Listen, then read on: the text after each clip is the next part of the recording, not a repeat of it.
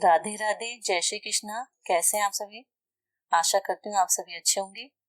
आज मैं आपको आंवला नवमी की कथा सुनाने जा रही हूँ, तो आप कथा से बने रहे। एक राजा था जो 1.25 मन आंवले नित्य दान करके ही खाना खाता था।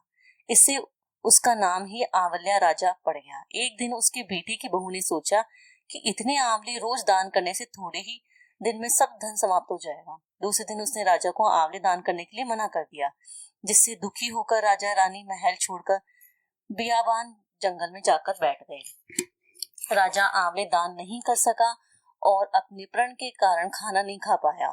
जब उसे भूखे प्यासे 7 दिन हो गए, तब भगवान ने सोचा, यदि मैं इसका प्रण नहीं निभाऊंगा तो और इसका सत्य नहीं रखूंगा तो मुझे दुनिया में मानेगा कौन। सो रात को ही भगवान ने जंगल में महल, राज्य और बाग बगीचे बना दिए और ढेरों आंवले के पेड़ लगा दिए।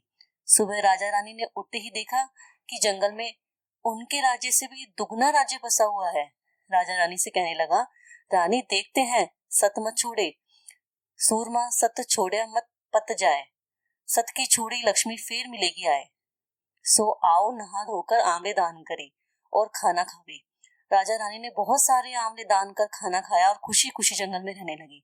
उधर आंवल देवता का अपमान करने और अपने पिता को आंवले का दान देने रोकने के कारण बेटे के बुरे दिन आ गए। राज्य दुश्मनों ने छीन लिया और दाने दाने को मोहताज होकर काम ढूंढते हुए अपने पिता के राज्य में आ पहुंचे। उनके हाल इतने बिगड़े हुए थे कि राजा ने उन्हें पहचाने बिना काम पर रख लिया। बेटे बहू तो यह सोच भी नहीं सकते थे कि उनके माता पिता इतने बड़े राज्य के मालिक भी हो सकते हैं।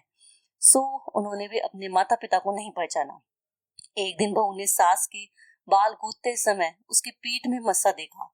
उसने ये सोचकर रोना आने लगा कि ऐसा ही मस्सा उसके सास की कमर में भी था। मैंने यह सोचकर उन्हें आंवले दान करने से रोका था कि हमारा धन नष्ट हो जाएगा। आज वे लोग न जाने कहाँ होंगे। उसकी आंख से आंसू टपक टपक कर रानी की पीठ पर गिरने लगे। रानी ने तुरंत पलटकर देखा और पूछा, तू क्यों रो रही है? तब उसने कहा, आपकी पीठ जैसा मस्सा मेरी सास की पीठ पर भी था, किंतु हमने उन्हें आंवले दान करने से मना कर दिया। सो वे लोग घर छोड़कर कहीं चले गए। तब रानी ने उन्हें पहचान लिया, सारा हाल उनका पूछा और अपना हाल बताया। अपने बेटे बहू को समझाया कि दान देने से धन कम नहीं होता है बल्कि बढ़ता है। बेटे ने भी अब सुख से राजा रानी के साथ रहने लगे। अतः सभी व्यक्तियों को गरीबों में समय समय पर दान अवश्य बांटना चाहिए। इससे धन घटता नहीं, बढ़ता है। आपको अगर हमारी कथा अच्छी लगी हो तो इसे लाइक शेयर करना ना भूलें और अभी तक चैनल से नहीं जुड़े हैं तो चैनल को सब्सक्राइब करें। राधे राधे, जय श्री कृष्ण।